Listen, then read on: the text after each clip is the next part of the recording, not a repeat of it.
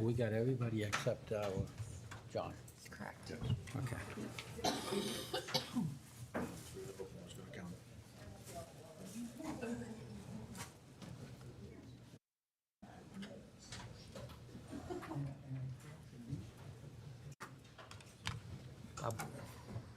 Nice shirt. Team three. Team three. I thought we'd be the Thank three. you. Through you, Mr. Mayor, I can confirm it is 9:01 and the streaming and recording has begun. You may begin your meeting. Okay, thank you, Madam Clerk. Good morning, Council, members of SLT. See, we do have quorum this morning, so I'll call the special meeting of Council on June the 11th at 9:01 into session. And no, we don't, not going to sing the anthem today. So next up is the land acknowledgement statement, and I have the pleasure of reading that today. Town of Pelham is situated on treaty land steeped in the rich history of the First Nations, such as the Haudenosaunee, Haudenosaunee, and the Anishinaabe, including the Mississaugas of the Credit First Nation. This territory is covered by the Upper Canada Treaties and is protected by the Dish with One Spoon Wampum Agreement. Today, many First Nations, Métis, and Inuit people from across Turtle Island live and work in Niagara. Town of Pelham stands in solidarity with all Indigenous peoples, past and present, acknowledging that our high standard of living is a result of the resources and lasting friendship of Indigenous peoples. And I will now turn to the clerk.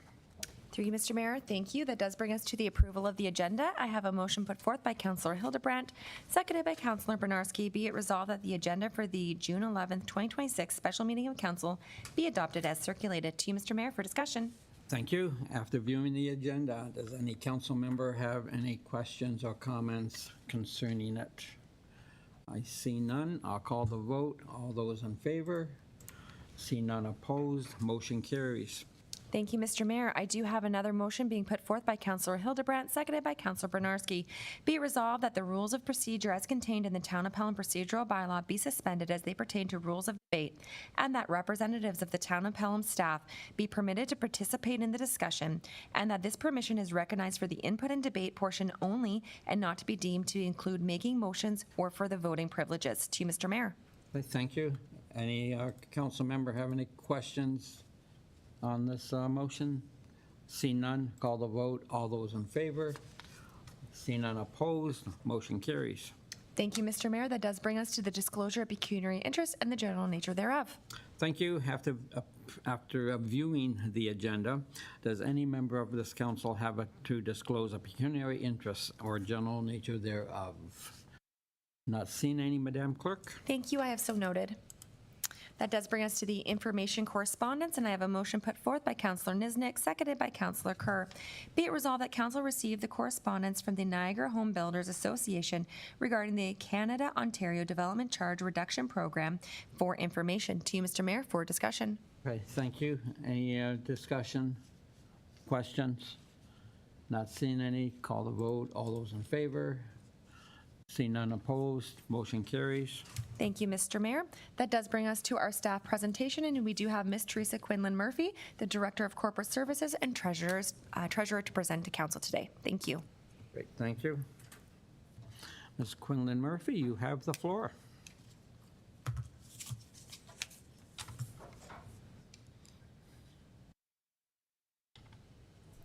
Good morning, everyone. I'm absolutely thrilled to be here today. This is an exciting moment for the town of Pelham. We don't know all the details, but what we do know is that this is an opportunity for the town, so I'm happy to be here and to share what we know today. Here. Oh yeah, there we are down here. Is it down here? Yep. Oh.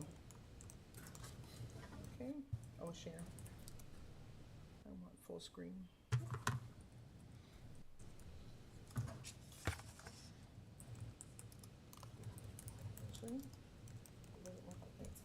Okay.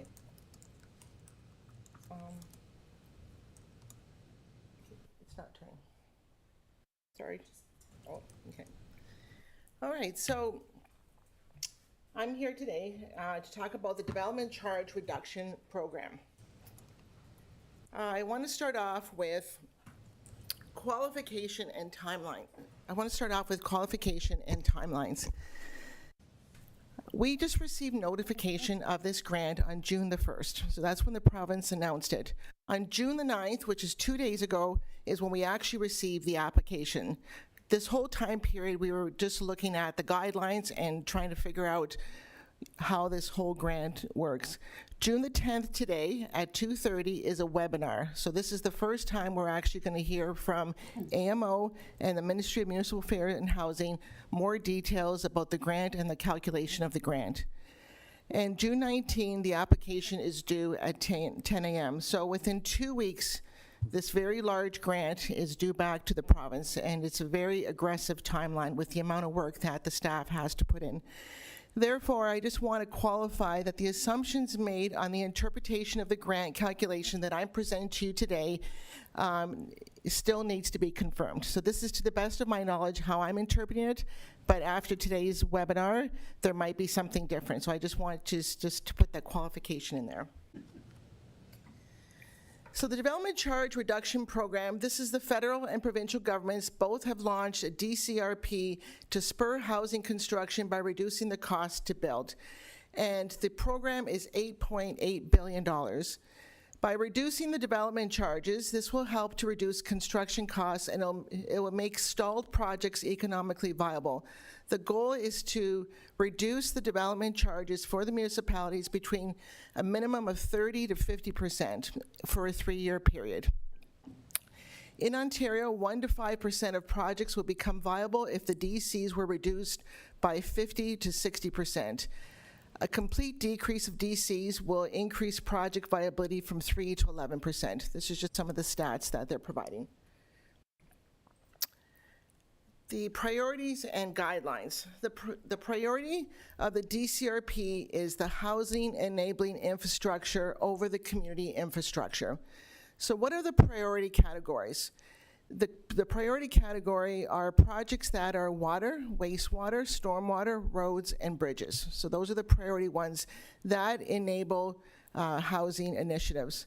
And then there's also funds for community initiatives, and that would include fire stations, pumpers, aerials, community centers, libraries, parks, arenas, aquatics, culture centers, and senior centers. And the evaluation framework rewards large DC reductions. Municipality eligibility requirements. So the requirements for this grant is you have to have an active DC bylaw in place as of March 31st, 2026. And yes, we have one. Out of 444 municipalities, only 200 have a DC bylaw. So that just increases the municipalities that are applying for this grant, it increases the chances. The DC rate reduction commitment is at least 30% to 50%. In this presentation, we are proposing 55%, just because we want the case to be as strong as possible. A 3-year maintenance of reduced DC rates, yes, we will do that. Minimum 10% municipal contribution. Our contribution based on the projects that we have listed is 43%. So the 43% consists of two numbers. One, the grant is 90% of the DC eligible projects, so that's the 10%, and then the rest is the amount that is benefiting the existing residents. So that's the part the town has to pick up, and that equals 43%. Ownership of the infrastructure, yes, the town owns all these assets, and we have to follow the Buy Canadian, Buy Ontario guidelines for procurement, which is what we do. The DC reduction trade-off. So this is, look at the pros and cons here. So the cost to the town, the loss of DC revenue for 3 years is estimated at $2.5 million. This is the cumulative amount. And this is if we're reducing it at 55% DC reduction. You must have reserve shortfalls. So any reserve shortfalls are to be covered by the tax levy or water, wastewater rates, which is what we have now. So if there's not enough money in the DC obligatory reserve, then the tax rate or the tax levy or the water rate has to pick up the difference.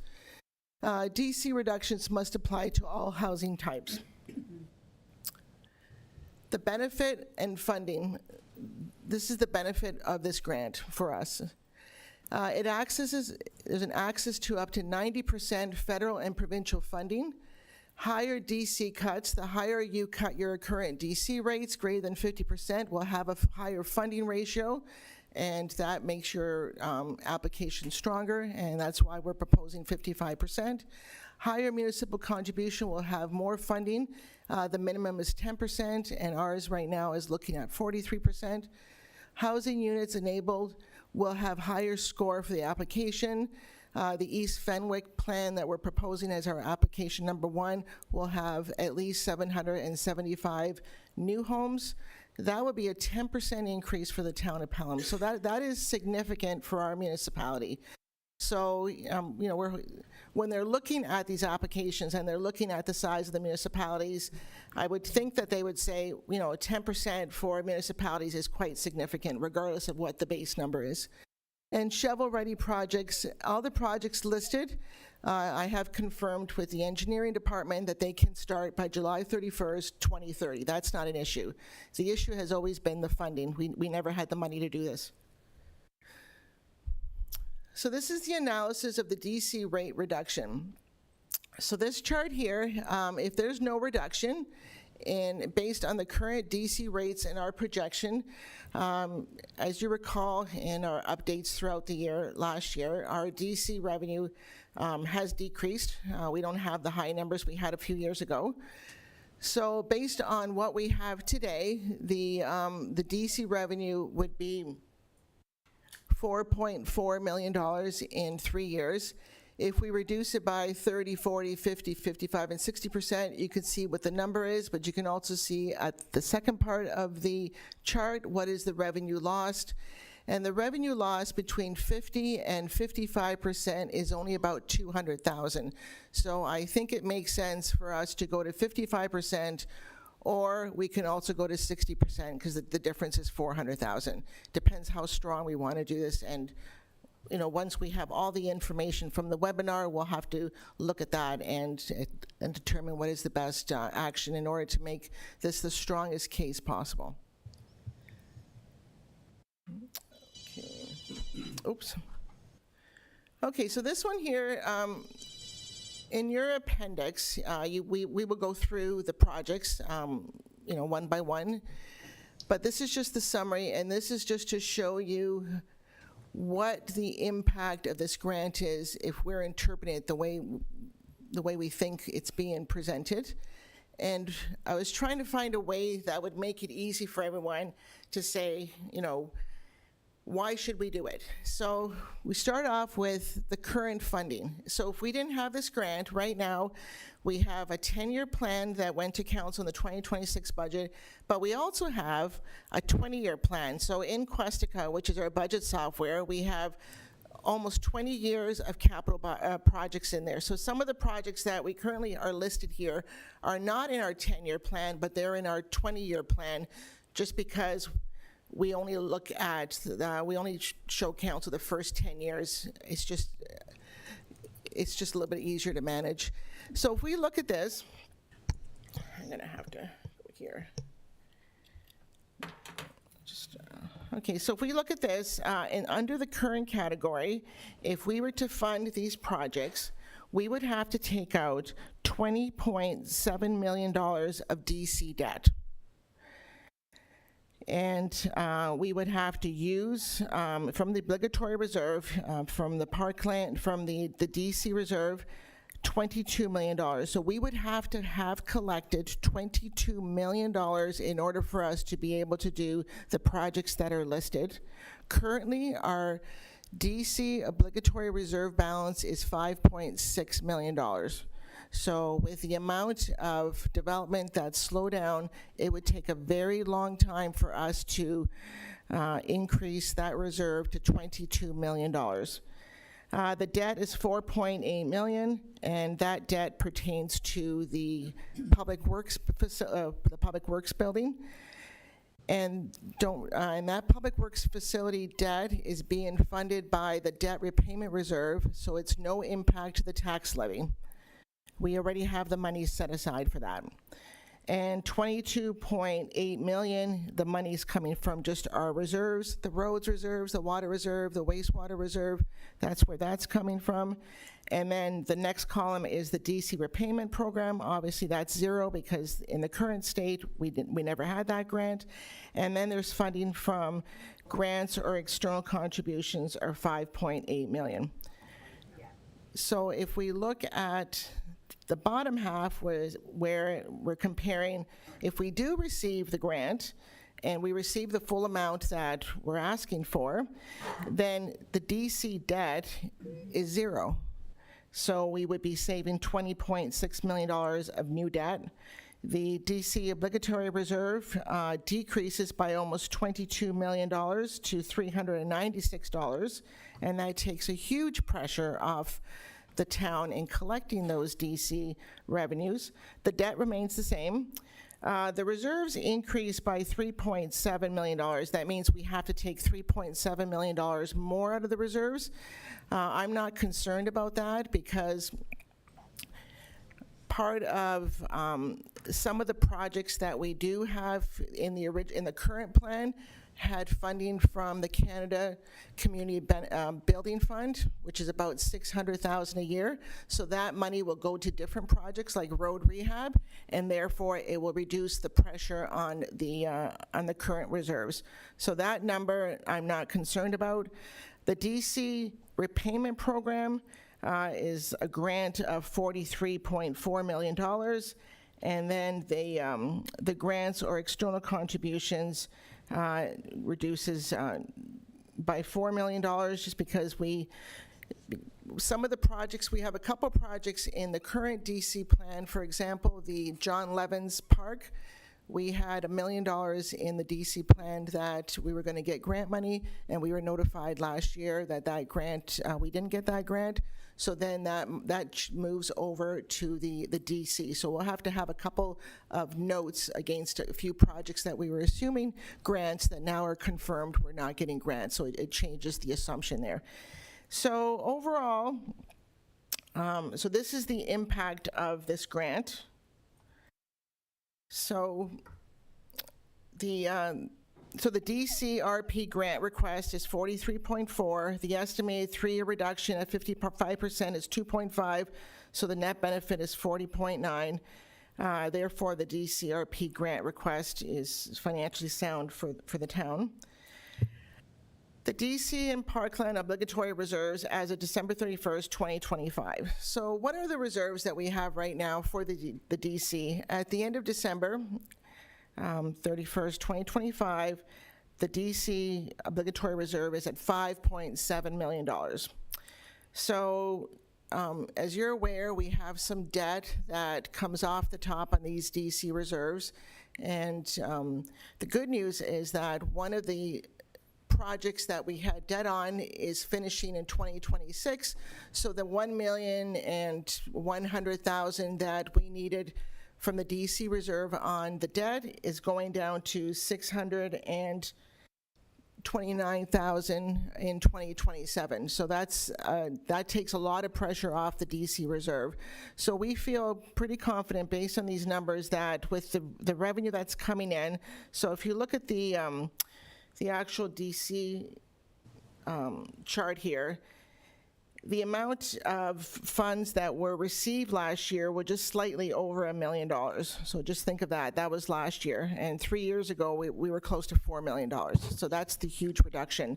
But with the reducing the amount of debt starting in 2027 by at least $600,000, that's a really good news story for us.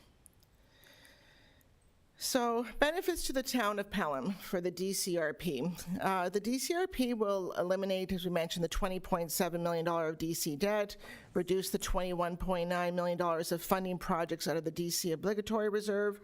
No change to the projected debt of 4.8. And as I mentioned, it'll increase the reserves, but this will be offset partially by the Canada Community Building Fund, and also some savings in some of these projects that are listed here that we were using reserves, and now those amounts have changed as well, and then increased the DC grant revenue. So what it looks like, I mean, the objective here is that they really want to promote housing. And I think, we have the perfect scenarios. Not all municipalities do. If we didn't have East Fenwick as a project, the other ones would be weaker because they would be the community-based ones. So it would be a little bit harder for us to get that grant. But East Fenwick is exactly what this grant is about. It's about enabling the municipalities to put in the infrastructure that will allow the developers to now come in and build the homes, and for us to be able to put in, another 10% increase, possibility to the town is significant. As I mentioned here, the DCRP, this is a game changer. So if these numbers are what they look like, and whatever we receive from the province, and we can eliminate the debt and the use of the obligatory reserve. Like right now, we've been pushing off the East Fenwick secondary plan infrastructure projects. I've been here 9 years, for 9 years, as long as I've been here. It's always been in the 10-year plan, and every time we sit down and talk to Public Works, they're excited to get started on it. Planning wants us to get started on it, and I have to say no, because we don't have the money. It would cripple the town. If we had to put in the infrastructure for East Fenwick, the town would be crippled. And as the treasurer, I can't do that. But if we could receive grant money that specifically will help us fund this, then definitely we have to take advantage of this. Yeah, and that's why I mentioned that we would never be able to afford this. So the recommendation, and I've added another line here, that council supports at least the 55% DC rate reduction for 3 years, and that council supports the recommended list of projects. After my presentation, we could sit down and go through each project, and between the Director of Public Works and the Manager of Engineering, they can answer any specific questions relating to that.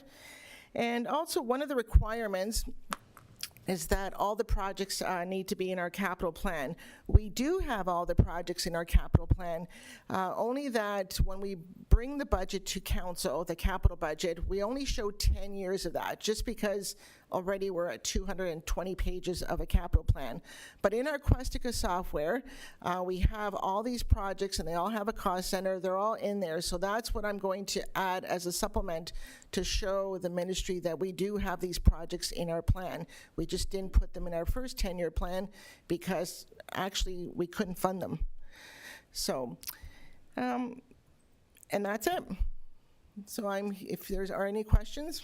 Okay, Teresa, thank you for the presentation. And I see Councilor Hildebrand. Through you, Mr. Mayor, I do have one question.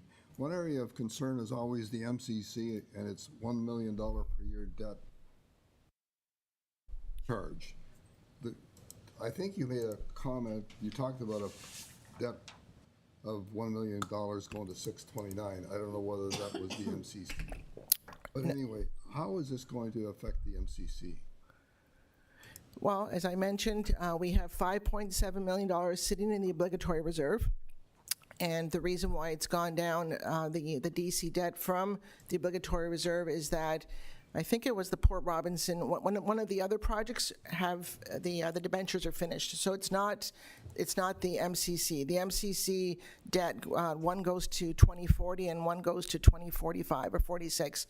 So we need at least $600,000 for the next 20 years in order for us to pay off the debt. So don't forget, this is just a 3-year reduction in the DC rates. After 3 years, the rates go up, and we have to hear how they go up. We don't have those details at all.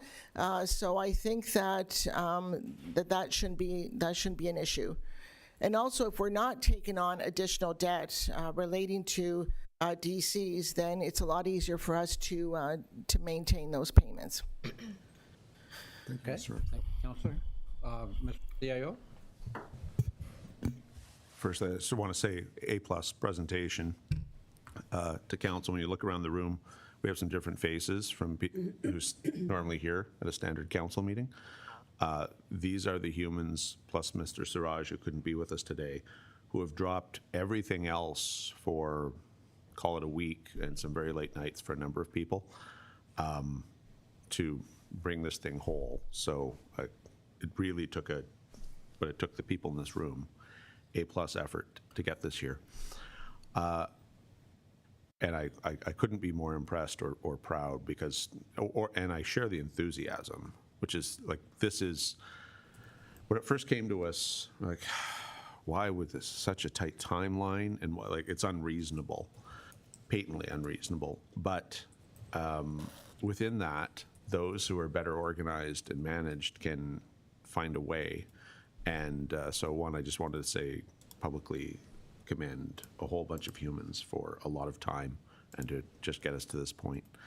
The question, though, which I think might be helpful to some people around the horseshoe, is in one of the slides, we say there's a reduction for all types of housing. Fair enough, and that is clearly the province's priority. Are we also reducing DCs for commercial, like for non-housing applications, or is it only for housing? I think that would be important. Okay, so I'll pass it on to Leah. Through you, Mr. Mayor, when we've reviewed the guideline programs, it explicitly uses language that is specific only to residential housing units of all types. Right, so that's my I mean, that's why we're going to the seminar this afternoon.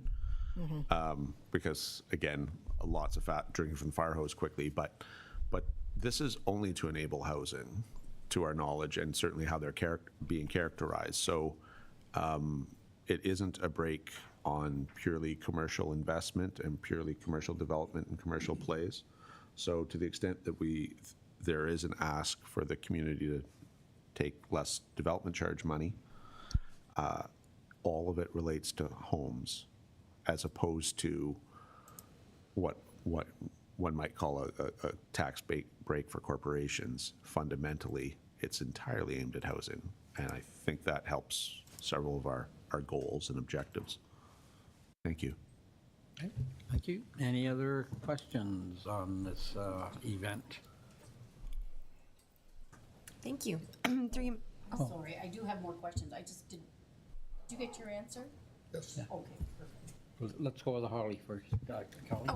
Certainly, through you, Mr. Mayor. If council wishes, they can still ask Ms.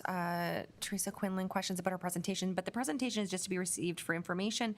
Then we'll move to the staff report, which has the recommendations, if that's where council wants to focus their questions. Unless, I'm going to sit down for that. okay? Okay. We do have a motion put forth by Councillor Eckhart, seconded by Councillor Hildebrandt. Be it resolved that council receive the presentation from Ms. Teresa Quinlan Murphy, Director of Corporate Services and Treasurer, for information. To you, Mr. Mayor. Okay, thank you. And then, so you're expecting most of the debate to happen once we... Yes, once we're on the, I would anticipate the debate and the discussion with staff and council would be at the staff report level. Okay, thank you. So all we're doing now is accepting this for information. Any questions or comments? Okay, I'll call the vote. All those in favor? I see none opposed. Motion carries. Madam Clerk. Thank you, Mr. Mayor. That does bring us to the staff report. And I do have a motion put forth by Councillor Bernarski, seconded by Councillor Niznik. Be it resolved that council receive report 2026-0134 Development Charge Reduction Program for information, and that council directs staff to prepare and apply to the Ontario Canada Development Charge Reduction Funding Program, maximizing the housing benefit with the goal of limiting the financial risk and burden on the municipal tax and user fee base, and that for the purpose of the meeting of the DCRP eligibility criteria, council indicate its support for a reduction in DC rates by 55% and maintain the approved reduction for a period of 3 years from the date of application submission, and that council support the recommended list of projects for the application submitted to the DCRP as detailed in the appendix of this report in the amount of $43,441,612. To you, Mr. Mayor, for discussion. Okay, thank you, Madam Clerk. So we've had previous talks, obviously, in last week with the CAO, and at 55%, Teresa, this puts us at the highest level of the 12 municipalities that we know about. I think Niagara Falls was 50%, what have you. I take it the reason for that is the same reason that you have carried out since you became treasurer, and that is put it out there and let's see what the results are. Is that good? So through you, Mr. Mayor, also in discussion with the CAO and from his discussions with other CEOs across, the province, that the higher number, the better it is. It's just, it shows the commitment of the municipality, and for a $200,000 difference approximately, I just think it just gives us a stronger case. Excellent, thank you. I'll open up the council. Any other questions on this event, shall we say, opportunity? Deputy Mayor Eckert. Thank you, Mr. Mayor. I'm kind of looking at this, and I don't want to downplay it at all, but when I read it all over yesterday, when we received it, the first thing that came to mind was this is kind of a no-brainer. This is something that we are saying we will do pending on successful application for the grant. If we don't get the grant, or we don't get the amount we do, if we don't get the grant, we don't reduce by 55%, and we don't build East Fenwick, we don't incur all this debt on our own. Did I interpret that correctly? That's correct, yes. Right now, we can't fund East Fenwick. Right.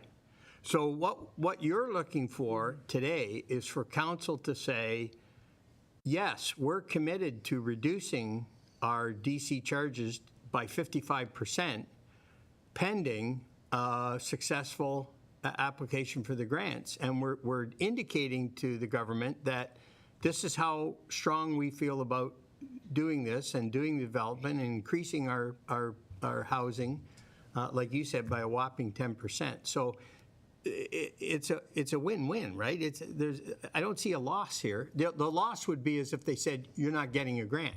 Right, that's correct. Okay, thank you very much. But then the province is not getting a 10% increase in housing. Thank you. Okay, thank you, Deputy. Deputy Mayor, Deputy. I'll go to the CAO.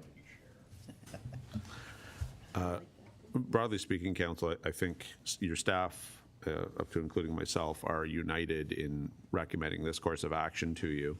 I think ultimately what Ms. Quinlan Murphy has presented constitutes very good policy and a good direction for us. That being said, look, I've got more than 2 decades at this, and we have 3 people who either currently write grants for a living or have done so and as part of their career arcs. They're all sitting over there. I can tell you, I have never seen a grant application that's this wishy-washy from the other end, and I'm getting 3 nods in the affirmative. So normally, you apply for a grant, and it says it's 70-30, 80-20, 50-50, whatever. You know you're applying for a $100,000 grant. The terms are 80-20. You know you're committing to $20,000. It's essentially a contract, and you're just hoping the other side enters into the contract. But there's no mystery. Everyone knows going into the thing what it's going to look like. That is not the language. I don't want to get into great detail, but the bottom line is they don't have guaranteed numbers on their side. And so we don't know what the final terms are going to be, and they could be less generous than what we've presented because they have a lot of wiggle room. So for you to be able to assess whether you want to direct us to do what we're suggesting you direct us to do. So this is our advice, we should do this. However, it might not be this rosy because this isn't a clear 90-10. They are very clear the municipal contribution could be higher. I don't think they know exactly how many of us are going to be applying or what the size of the I believe the region is going to be championing the proposed wastewater treatment plant in Niagara Falls, and that thing's like $350, $400 million. 400? Yeah. Thank you. I actually undersold that by 50 million. That's something. But you understand, right? And this is very clearly set up to reward larger projects, as Ms. Quinlan Murphy indicated. So the terms might not be as rosy, whether or not you feel the need to qualify an approval. What I can tell you is that if the terms come back dramatically less generous than we think they are, we won't be signing things. We will come back and talk to you. So there is absolutely an off-ramp if Ontario is not, Ontario/Ottawa. Ontario is administering this. The federal government is funding a major component of it. It is two governments, but we only have to address one in the by way of application, so that we're clear. There is another off-ramp, which is the other reason, I think, beyond the fact that this is a generational opportunity. I don't know how else to describe that. So, 16.9 million is our all-time high in the 56 years of corporation now. This would be more than double that potentially. So it's absolutely a game changer, and we absolutely should be chasing this. However, it could be less rosy. We don't actually know. And every other time we've come to you with a grant ever, and I think through 3 other careers, there's been certainty. There's not that certainty here. So I want to be clear about that. But if what we get back, assuming we get anything back, is dramatically different terms, then you will come back and hear about it. Because I don't think the best direction you can give is, yes, this sounds about right and we're prepared to support this. But we really don't know what we're going to get back, as opposed to just, we don't know if we'll be successful or not. That is so there's an asterisk to be put there. I think it is significant, though, that it's mostly housing related. And of course, we also aren't entirely sure how Ontario says there are 4 criteria, but really we think housing is the top criteria and that the other 3 are, can I say window dressing in public? Are lesser included factors that may not score as highly. So we're going to structure our application as 2, so that to try to maximize our success on part 1, and then hopefully that there's still money left over for part 2. But just for abundance of clarity, we don't know that we believe what we're saying is correct and true. So if you feel the need for qualifying language on your direction, so be it. We could help you add that. Some of the other municipalities in Niagara have provided just direction to staff to complete to the best of their ability. I'm paraphrasing, but that kind of language. This has less specificity than would normally be the case from any of us, I'd like to think. But within the context of all of that, we do think it's a workable motion, and we'd simply publicly undertake to come back to you if the terms vary dramatically.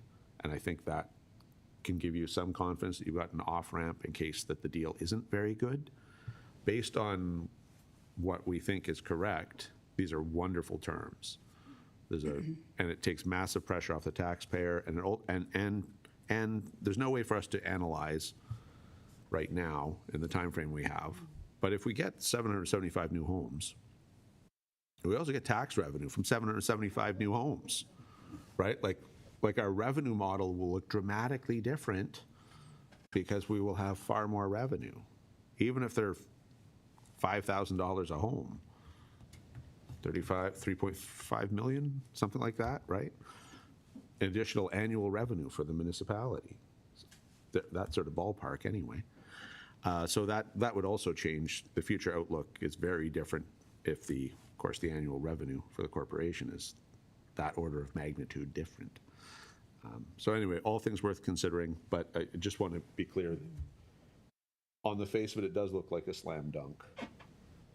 But on the back end, Ontario, on behalf of Canada, also is not able to use the language that is normally involved in grants, and there's not specificity or guarantees on the other end. So that has informed our decision to recommend 55%. 60% would be theoretically viable.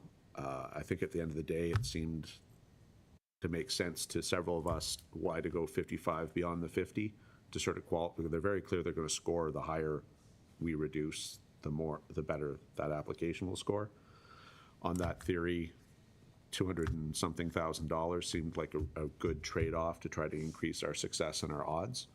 You might feel that way to go all the way to 60. That's a municipal positioning thing that ultimately has to come from you to us.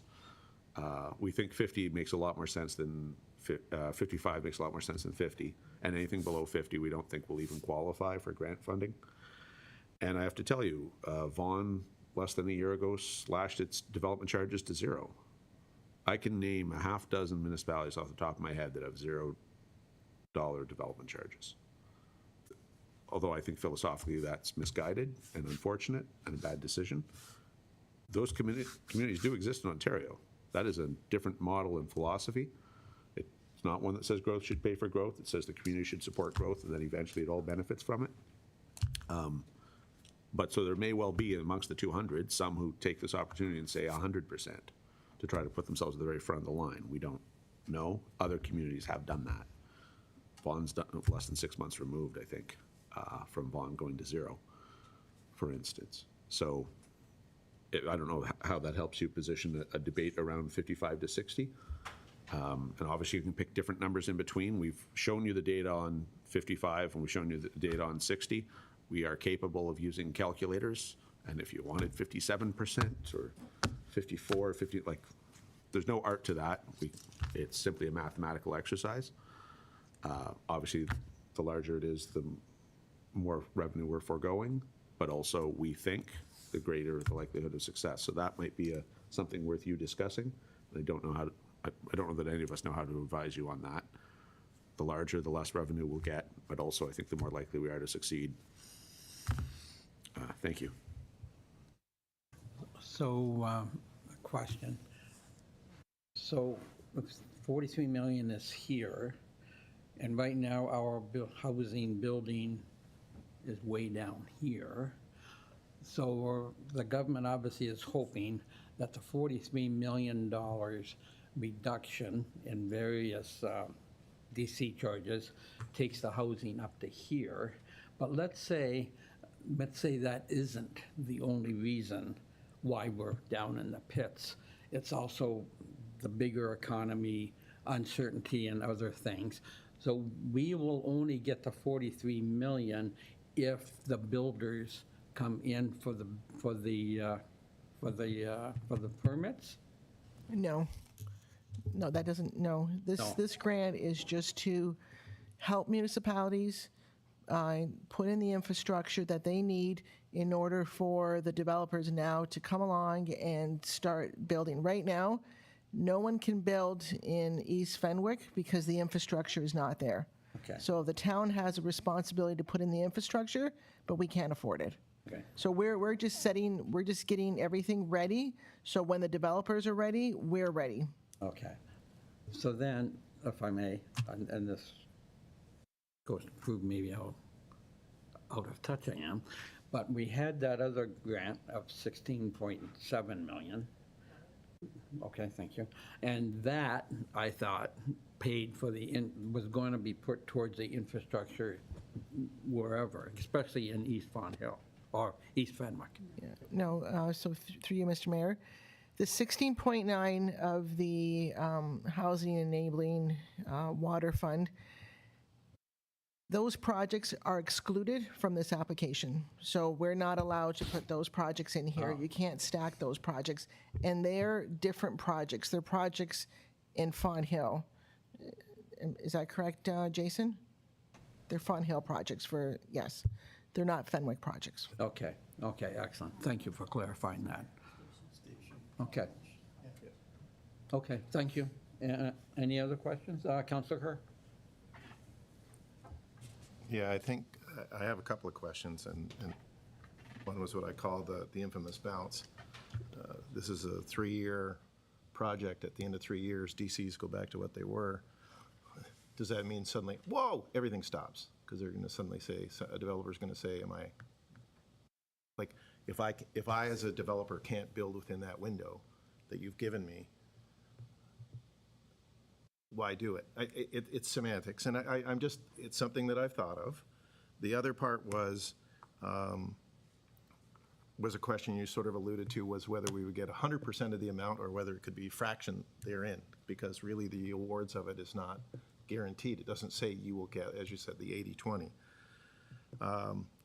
This really hinges, a lot of the financing for the town hinges on the developers rushing in to build after putting the stuff in place. I have watched a little bit that we have all kinds of zoning and things in place of properties that have services, have water, have sewers, and there hasn't been a shovel go in the ground on stuff we've already zoned. So it's making a big leap to assume that people are going to come running in to build right away, because that's what you need to get your taxes coming back in. But if you put in massive infrastructure, even if it's subsidized from somewhere else, and it sits for 5 years longer than what we anticipated, it's still an expense. So through you, Mr. Mayor, those projects right now that are waiting, that the infrastructure is there, those are the developers that in the next 3 years will probably come and take a building permit. So that's what that is for. So the ones that are ready and waiting to go, this will be a great incentive for them to come and develop those subdivisions that are ready with the infrastructure. Even though, let's say in 3 years, when this is all done, and maybe it'll take a few years for the developers to come, the main thing, the most important thing is the town is ready. Right now, we are not ready, and we won't be ready for a minimum of 10 to 15 years because we can't afford it. It's an 18,000 person municipality, 7,700 homes are paying for all this. They can't pay for $40 million of infrastructure. It's just not possible without taking humongous amount of debt and burdening the taxpayer. So this will be shovel ready for the developers when they're ready. Mr. Cribbs? I don't think Councillor Kerr is entirely wrong in his analysis, but the two things, and ultimately why I think we're pretty strong on this as staff. Firstly, the development community tells us that development charges are a major inhibitor to their building. So they're either right or they're wrong. If they're right, then for the next 3 years, it'll be 55% cheaper, or maybe 60, depending on whether you elect to have a debate around that.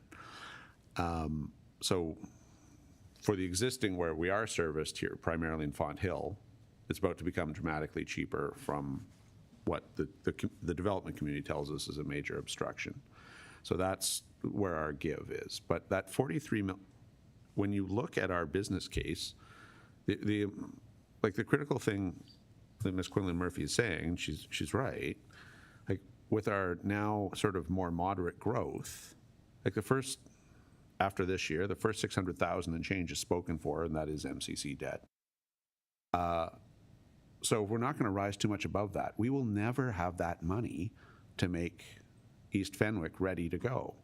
And when we say East Fenwick, it's more than that. We have, if you look through the data, we have a future public works building in here. We have there's a pumper for one of the fire stations. We're focusing primarily right now our conversation on pipes and roads, but we have other things in there. It's not just pipes. That's a major driver. So we don't see a world where we're going to have that money. Our moderate growth for the next few years will just be enough to sort of hit our obligations already, which is MCC related. So then there won't be enough left over for those big swings. The 16.9 million has put us in great position now. We've got lots of years of growth for Font Hill. The question is, do we have years of growth ahead of us in Fenwick? And this is the mechanism to get growth for Fenwick. And then some other things, and I don't want to say ancillary, all the services matter, but relative to housing, they're ancillary. So that's why we're prepared to endorse this. And to answer your question, Your Worship, the reason why it might be different is the developers, instead of paying, it's around 30,000 a home, is it? 34,000. Single family detached is 34,000. So the cut would come to that, right? The region's looking at the same cut. So Right now, they're about 68.6, the letter says, for local and regional. right. So, sorry, 34 for us. Yeah. So cut 55 away from that, 17, 18, 19,000 a house, maybe 60, depending how you debate. That 34 is now under 20. Maybe it's 15, depends what you do. Maybe it's 15. Well, that's $20,000 a house. That's assuming the developers pass that along. That is a $20,000 cheaper house, all things being equal. So that's the concept, but without this, we don't have a viable path forward for the infrastructure to get the land ready in East Fenwick. This is, and we are told that this opportunity is not coming again. This is, I don't have any reason to think, to doubt that this is a generational opportunity. It certainly looks it. Not experienced a grant opportunity like this in my 2+ decades of this. So it really is, unfortunately, we're asking you to take a leap of faith. We're being asked to take a leap of faith. There is an off-ramp, though. So I really do commend you some sort of debate about whether you want to go farther in the proposed cut, whether 55 is as much as we should reasonably ask people and ask the community, because we are looking at shouldering more cost onto the taxpayer if we do that. However, according to the development community, this will spur growth and certainly will be ready. And the being ready thing takes years. And if we can start that work now, then the last thing I wanted to say, and perhaps Shannon might have some commentary, or perhaps Ms. Quinlan Murphy, but my own experience is that if there's the reverse is we're normally increasing our development charges or increasing our building fees, something of that nature. And guess what? On December 29th, when they're going up January 1, we get this rush of permits and applications. So to the 3-year point, I do wonder what 3.5 years look like from now. I think I won't pretend to know, but at least my life experience is a rush of permits and if we're talking about a 55 or 60% rate reduction, I would be, even if I'm not ready to build, if I'm building 4 years from now, 3 years from now, I'm running in and I'm buying them all because I'm getting 45-cent dollars, 40-cent dollars, something like that. And perhaps someone who's worked more in planning or finance could comment on that, but that's certainly been my observation. Thank you. Ms. Luak? Through you, Mr. Mayor. I can confirm that what Mr. Cribbs has indicated is true. Definitely December, though you expect it to be a quiet month in planning and building, is always busy with everyone rushing to get their planning applications in before fees go up, and also likewise building permit fees and development charges. So there is always a rush. So definitely prior to the expiration of these reduced rates, we'll probably see a bit of a, what do you call it, a fire sale, where the developers too are pushing that rates and prices for housing will be going up, so that they encourage people to try to take advantage of these reductions while they last. Okay, thank you. Councillor Kerr? Yes, I was looking, and part of my coming back to, you assume you get everything you ask for, and I work under sometimes you don't get everything you ask for. I noticed in the DC grant application, the template that was handed out, that there were projects listed as a number 1, a number 2, a number 3, number 4. Is that a priority ranking associated with them? No, through you, Mr. Mayor, we're allowed to submit 5 asset classes in one application. So that's just showing you, like, number 1 are the roads, number 2 is wastewater, 3 is water, 4 is public works, and 5 is parks and recs. Okay. It's just asset classification, and we can only submit 5 per application. That's fine. I guess, again, I'm going to play the devil's side of, we don't get as much as we want, do we pick and choose out of that group what's going to get funded and what won't get funded? In other words, because we want the 43 million and they say, okay, well, we'll give you 26 million. Well, now we're $17 million difference. We can't do everything. So you're likely going to have to make some very difficult choices as to what goes forward. So through you, Mr. Mayor, I would recommend that we would wait to hear what the amount is that we're getting, and then bring it back to council. And at that point, council can make a decision, and as a group, we can decide with staff's input what makes sense. A lot of these projects here are interconnected. So that's going to be our case here when we're talking about East Fenwick, that we need to do this bundle in order for us to be able to support the whole East Fenwick subdivisions. So, but if they give us less, then we definitely will have to come back to council and say this is what we recommend, and then council can vote on it. Counselor? And one last one, is the Northwest, was in here, was a Northwest pumping station, is that the one that was discussed relative to Oak Haven, or is that something else? Through you, Mr. Mayor, it's in here. It's called the sewage pumping station to Northwest Fenwick. It's in there. That's the Oak Haven one? Yes. Okay. I was just trying to run through in my mind, because part of the thing I looked at were the benefits to existing residents, the town commitment part of things. And I'm sorry I wasn't here yesterday for part of the discussion, but recognizing that pumping station, to be brutally honest, is 100% to the benefit of Oak Haven and marginal, if anything, to all the residents on Maple Street and Memorial Drive, which it's allocated to as benefits, because not one of those places, and it's already filled in on Memorial and Maple. They already have all the services they want. No one has failed septic, so the likelihood of them wanting to have sewers. It's just one of those things that I'm looking at. It's a bit of a herring saying all these people are going to benefit from it when not necessarily at the time. So I'm not sure how that comes into play. Yeah, so through you, Mr. Mayor, that's a unique one. So under the category of benefit to existing, that $1.2 million for the pumping station, the $1.2 million is being funded by the developer, and $600,000 by the DC. So it's not the town that's incurring that. And I think yesterday the Director of Public Works mentioned that did you want to share about the existing residents if they don't want to go on to the new system? Did you want to talk about that? Okay, thank you. Through you, Mr. Mayor. The pumping station, as you pointed out, is required as part of the Oak Haven subdivision. However, we would be neglecting our duties if we didn't design it to accommodate future homes that potentially will fail, their septics will fail, and they will need an alternative outlet.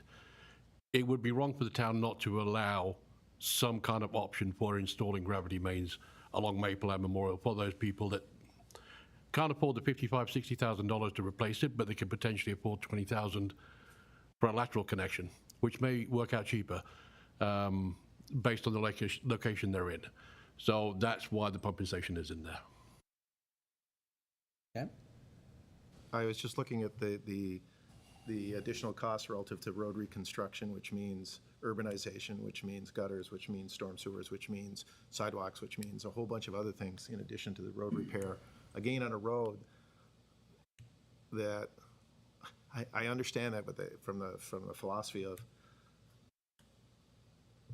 if everybody's things are working, and I'll be honest, having lived at that particular spot along with a large number of the other residents for a long, long time, and the number of failures in that particular area have been minimal. In fact, I only know of one person who has put in a new septic in that interim. So I just look at I'm not trying to say no.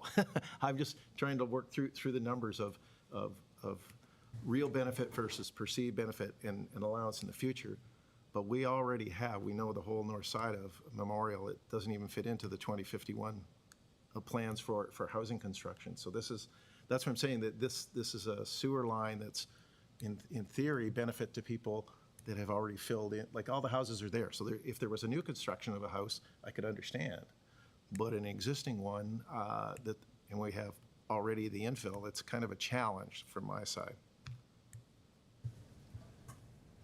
Well, if I can say this, though, Kevin, or Councilor Kerr, if we didn't oversize it, and then down the road, people want to get into it, and we say, sorry, it's not built big enough, we're going to look pretty foolish. No.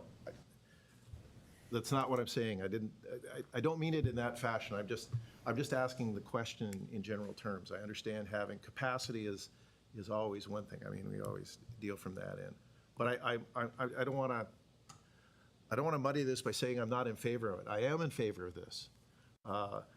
My question will come back to, it was more looking at if we, and I appreciate the treasurer saying it, if the total amount isn't there and we have to prioritize, then that's when I want to start looking at this list. Personally, I would look at the list and say,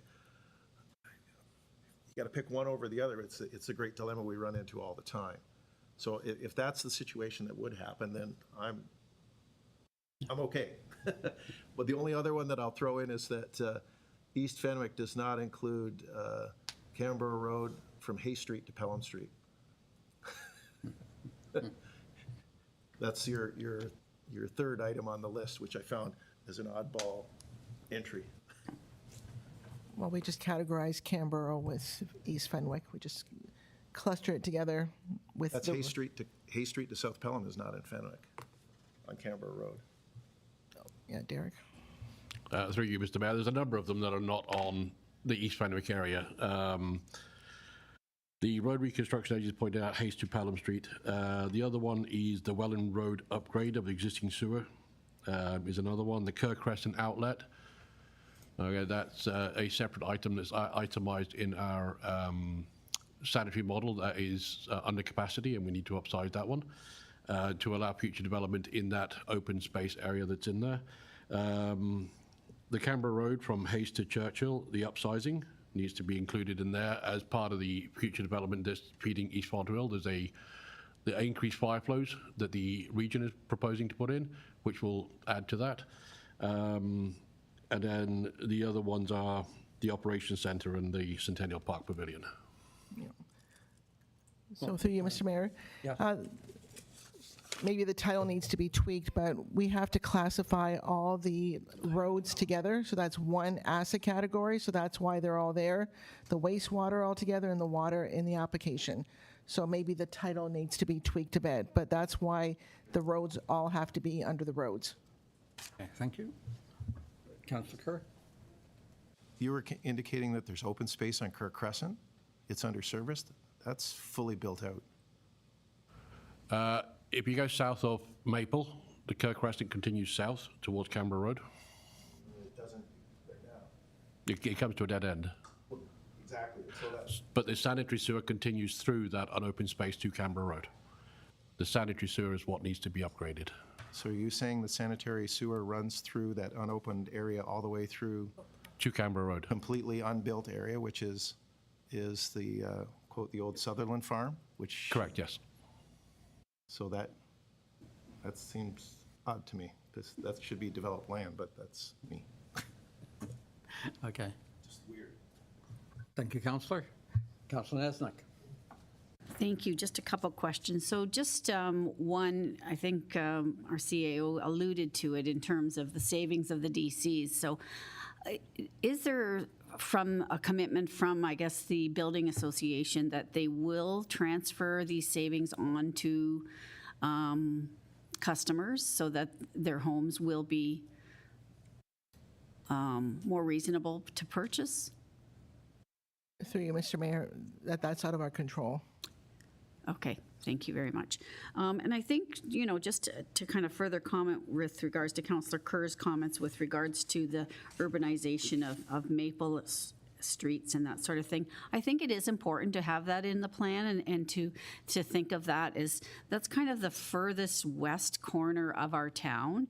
And I think we need to make sure that we are treating that street as respectfully as any other street. And it does deserve curbs and gutters and that sort of thing so that when residents come into our town, they see a fully developed town. And rather than, some are just country roads and some have ditches still and sidewalks still. So moving towards urbanization of our roads, I think, is important if they fall within our urban boundaries. I think the plan looks good.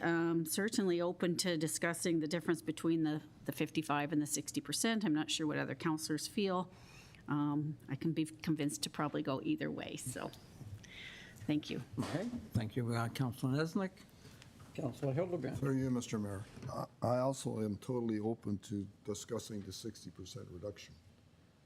I believe if I was going to be voting, I would be voting for that because it's only another $200,000 in lost revenue. But I also wants to go back to the sewer story and the hookup with the sewers. I've lived in town 52 years.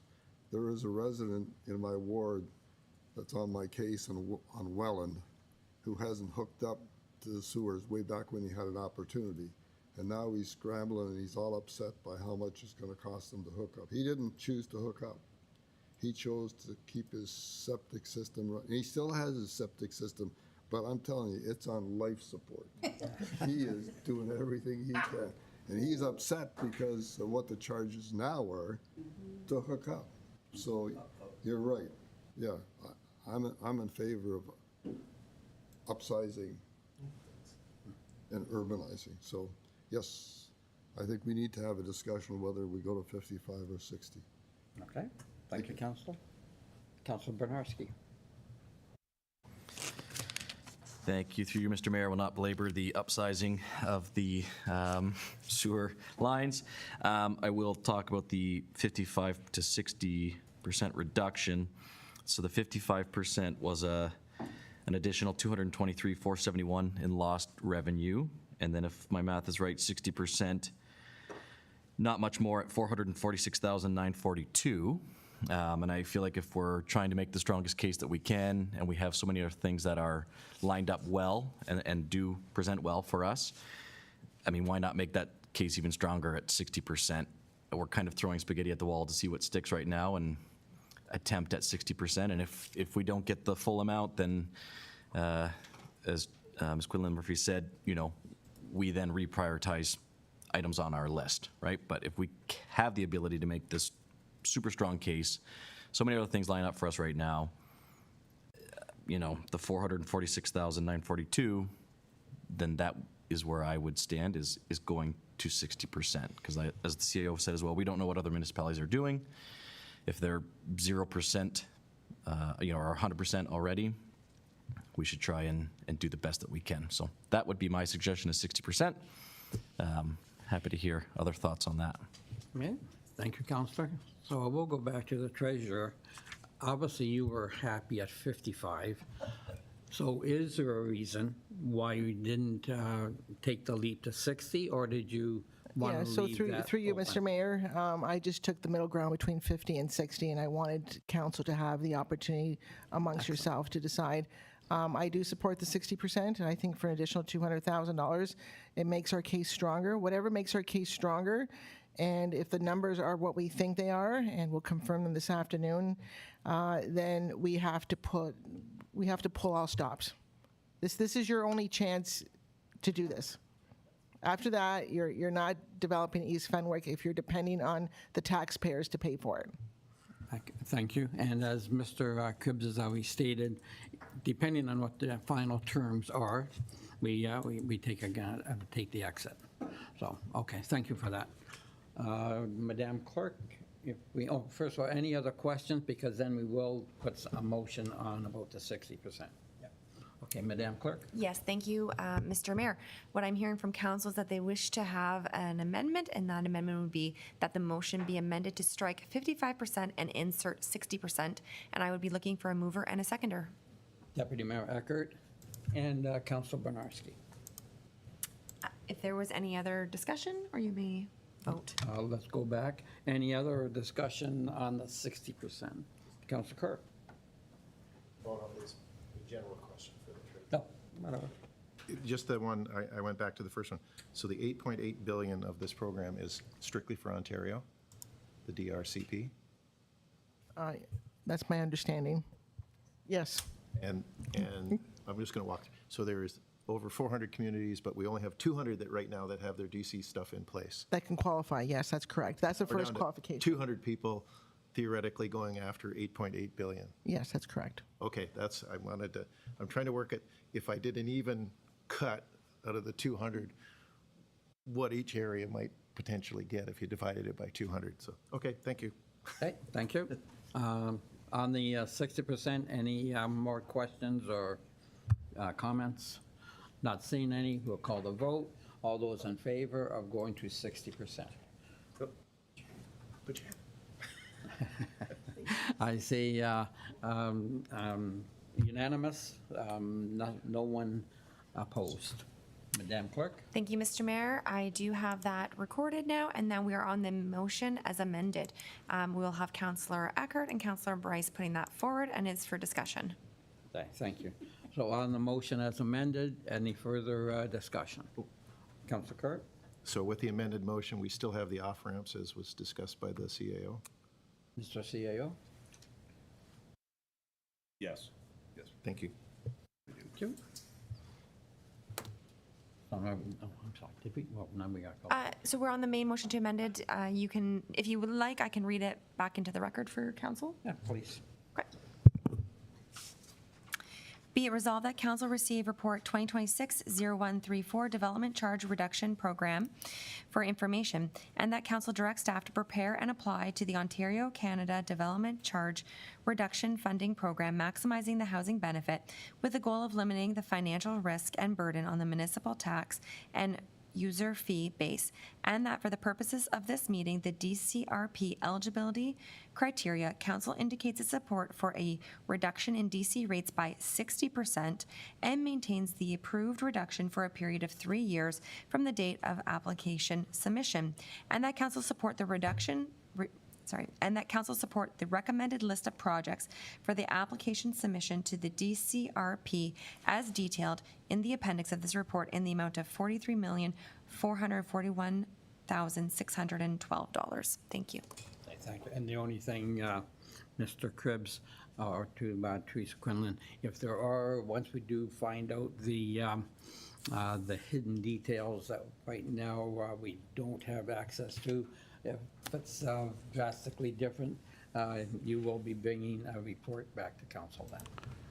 I don't know how to define materiality in this context, but if it triggers anything in any of us that there's a material difference, we will be back. If it's substantively what we hope it to be, will there still be announcements, et cetera. Yep. But if the thing that you've endorsed, if it's dramatically different, materially different, forget dramatically, if it's materially different, we'll be here in some way for input, guidance, et cetera, in decision-making. Excellent. Thank you, sir. Any other questions? If not, we'll call the vote. All those in favor? See none opposed, motion carries. Madam Clerk? Thank you, Mr. Mayor. I have a motion put forth by Councillor Kerr, seconded by Councillor Eckert. Be it resolved that the following bylaw be ready first, second, and third time and passed, being bylaw number 34, 2026, to adopt, ratify, and confirm the proceedings of council for the town of Pelham at its special meeting held on the 11th day of June, 2026. To you, Mr. Mayor. Thank you. Call the vote. All those in favor? See none opposed, motion carries. Thank you. I have a motion put forth by Councillor Niznik, seconded by Councillor Hildebrandt.